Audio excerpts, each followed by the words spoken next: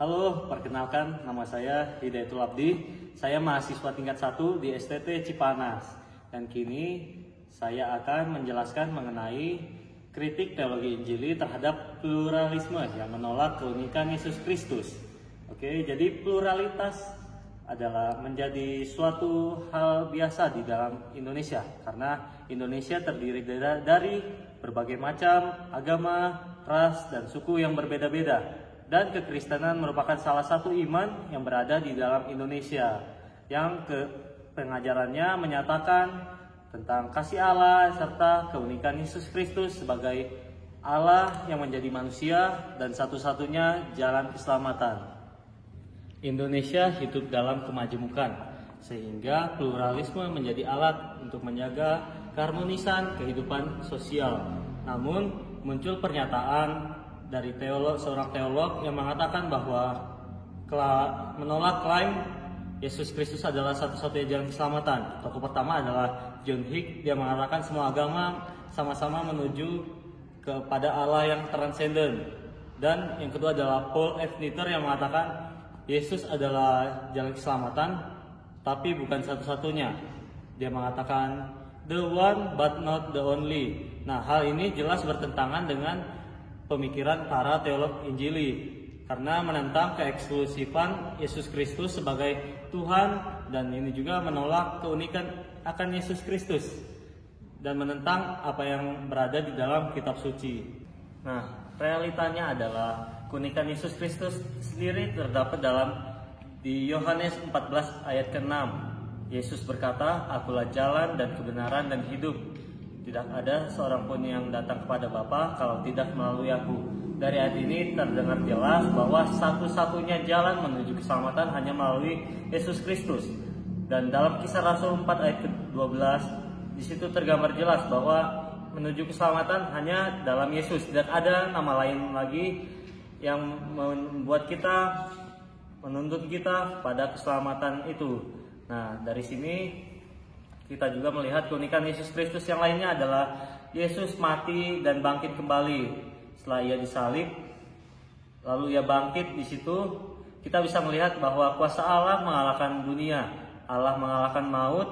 Di situ Allah menebus segala dosa manusia. Tanpa peran Allah, manusia tidak akan bisa hidup dengan bebas, hanya akan diperbudak oleh dosa. Dan tidak ada jalan keselamatan kalau tidak Tuhan yang menyatakan sendiri kepada manusia. Sebab manusia sudah terputus hubungannya karena dosa sejak dari Adam dan Hawa. Di satu sisi, pluralisme muncul akan kebutuhan masyarakat modern untuk hidup tanpa konflik beragama. Nah, namun teologi Injili menyatakan bahwa dalam kehidupan kita harus hidup harmoni, hidup penuh kasih. Tapi kebenaran Injil tidak boleh dikorbankan. Karena Alkitab adalah dasar dari segala sesuatu. Dan kebenaran itu tidak boleh dihilangkan dalam kehidupan kita.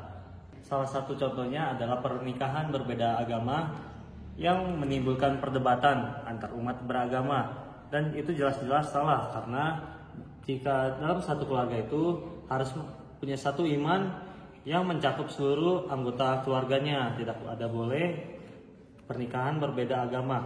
Nah, pluralisme ini dalam segi sosial seorang teolog Injili harus menerimanya karena ini bisa membuat kehidupan sosial baik, rukun, dan harmoni. Namun dalam iman haruslah tetap eksklusif.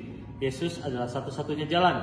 Jika pluralisme dianggap sebagai hal baik dan menghilangkan makna Injil, maka untuk apa Yesus disalibkan dan untuk apa Injil diciptakan?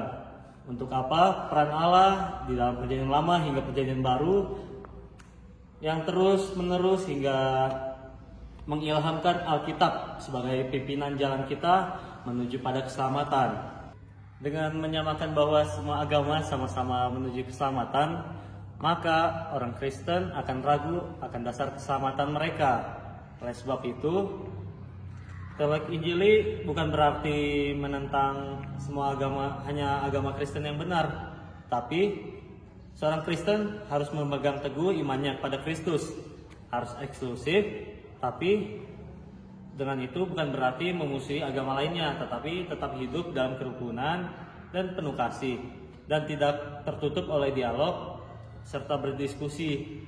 Berarti teologi Injili tidak mengkritik juga agama lain, tapi hanya menegaskan bahwa otoritas kitab suci dan keunikan Yesus Kristus tidak dapat diganggu. Nah, kesimpulannya yang dapat kita ambil adalah teologi Injili bukan berarti menolak pluralisme dalam keseluruhan, tetapi menyaringnya. Pluralisme itu sangat baik untuk menjaga keharmonian dalam kehidupan Indonesia, tetapi iman itu tetap satu-satunya. Sekali Yesus, tetap Yesus. Sekian dari saya, terima kasih.